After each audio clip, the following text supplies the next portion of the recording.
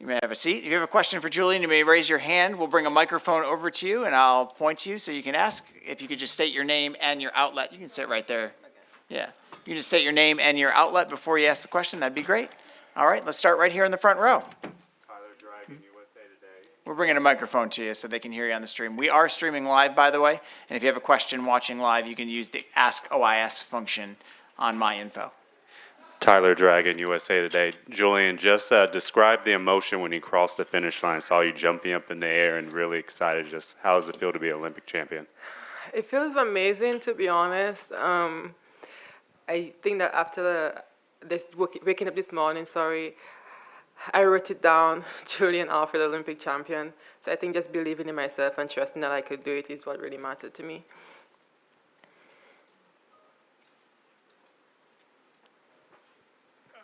Jonathan Golt, Let'sRun.com. Julien, congratulations. I'm wondering, there was rain on the track, and it was raining a little bit during the warm-ups as well. How did that affect you, if it did have any effect on you in the race or in your preparations, anything like that? You know what? Like Coach Flo sometimes have us straight in the rain. You gotta be prepared for like anything at all. It didn't have any effect on me whatsoever. Rachel.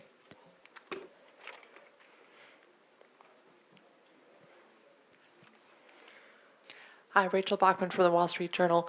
My understanding is this is St. Lucia's first Olympic medal in anything. Did you know about that, and what does it mean to you to be the first in your country to do this? It means a lot to me. I did it indoors as well. So I definitely knew that St. Lucians would be watching and hoping that they could get their first Olympic Olympic medal, and it came as a goal. So I'm sure they're celebrating right now. Simon Drouin, La Presse. On your right, you mentioned a lot about your coach Flo. Since your win, how pivotal has he been in your gold medal today? And can you describe a little bit your relationship with him? So I met Coach Flo in 2019. He recruited me to come to the University of Texas, Austin. Earlier on this year, especially after World Indoors, I was just so hard on myself and feeling so much pressure, feeling like I have to go out there, represent my country again, just seeing the amount of people that supported me. But he helped me turn that pressure into motivation, and he's been my rock. He's been there with me through the ups and the downs, through the hard times. I'm just happy he never gave up on me, and he's like a dad to me, a mentor to me. I'm just really happy. You know, he believed in me, and this is why I'm here right now today, sitting in front of you guys. Julien, Jerry Longman, New York Times. Did you say you wrote down this morning, Julien Alfred, Olympic champion, and where were you? And So I did at 5 in the morning. I usually wake up so early on race days to just journal, to write down something, and also I took a snap in the elevator after breakfast and just said Julien Alfred, Olympic champion.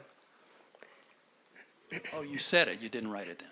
Pardon me? You said it, but did not write it down, or did both? I did both, actually. Okay. I took a picture on Snapchat, and I also wrote it down in my book.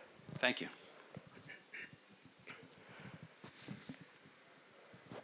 Hi, Amy Tenery from Reuters.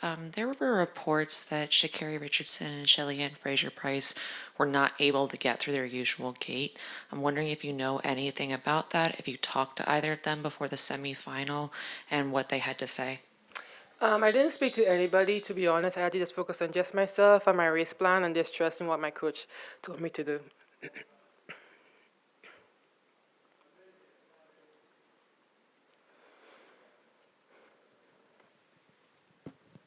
Hi, it's Eddie Pels from AP. Just kind of a racing question. You raced next to Sha'Carri in the semifinal and you beat her. Does that do anything to set you up for the final as far as building confidence or sending a message, anything like that? I don't think it's about sending a message. This year, I've really been trying to focus on just my lane and just working on my execution only and not thinking about who's next to me. Sometimes when I do, I tend to panic. But I think so far this year, I've just had such a good strategy in just focusing on my execution only and nobody like next to me. So I think that has worked in my favor.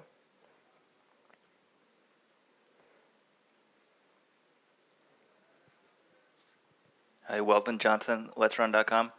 Last year, Worlds didn't go as you wanted, 5th place. What'd you do differently this year? Well, I didn't have the long collegiate season. I think I ran like over 50 races last year. But I think not having trials and my coach really just being particular in like how I race this year has been like a huge advantage for me.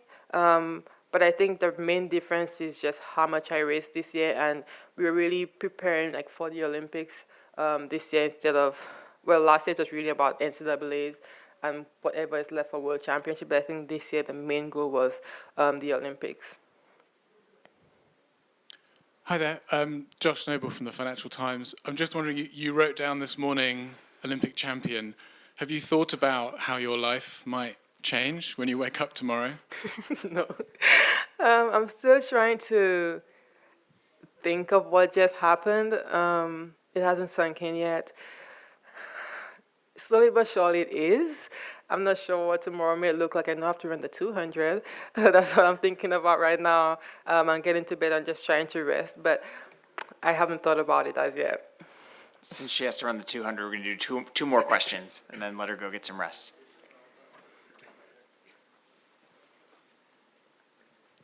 Lindsay Schnell, USA Today. Congratulations, Julien. Thank you.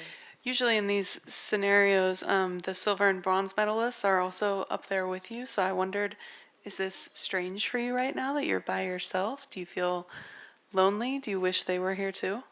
It's my first time here, so I don't know what to expect.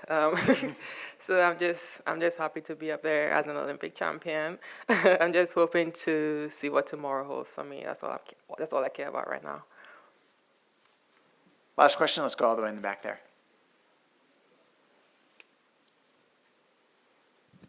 Hi, Julien. Nick McCarville from Olympics.com. You mentioned St. Lucia, obviously, in the history that you made, but what can you tell us about your tiny island nation? I think 180,000 people live there, so what pride do you have being from such a small place? You know, I feel honored to just be an ambassador for my country. Not many persons know about St. Lucia. Sometimes I can be on an Uber and they ask me where I'm from, just hearing my accent, they'll be like, where's St. Lucia? And I think now, being an Olympic champion, I'm sure people is going to be searching for St. Lucia now. And I just feel so honored to just wear, my country's name across my chest and just be an ambassador for them. And I'm sure they're celebrating right now.